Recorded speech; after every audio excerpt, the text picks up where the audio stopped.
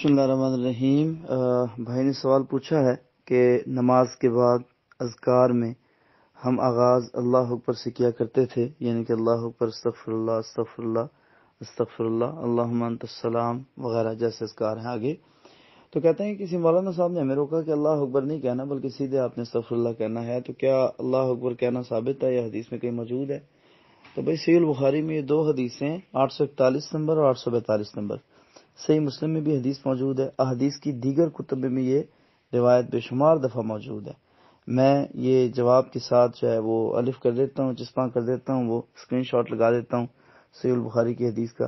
حضرت عبداللہ بن عباس رضی اللہ تعالیٰ عنہ فرماتے ہیں کہ رسول اللہ صلی اللہ علیہ وسلم جب نماز کے بعد سلام پھیرا کرتے تھے تو ہم رسول اللہ صلی اللہ علیہ وسلم کی نماز کے اختتام کو اللہ اکبر سے پہچانا کرتے تھے کہ آپ اللہ اکبر بآواز بلند فرماتے اور پھر اس کے بعد استغفار کے کلمے کو بآواز بلند کہا کرتے تھے۔ جزاک اللہ۔ تو یہ کہنا چاہیے بھائی، یہ کہنا چاہیے، جس مولانا صاحب نے کہا ہے ان کو بھی مطالعہ کرنا چاہیے، پڑھنا ضروری ہے۔ صرف داڑھی رکھ لینا ضروری نہیں ہے، یہ سر پہ ٹوپی لے لینا، امامہ باندھ لینا، مسجد پہ قبضہ کر لینا، جا کے نمازیں رکعتیں پڑھاتے رہنا اور بغیر مطالعے کے لوگوں کی ایمان خراب کرتے رہنا، یہ غلط ہے۔ مولانا صاحب کو جا کے حدیث دکھائیں۔ بارک اللہ فیکم۔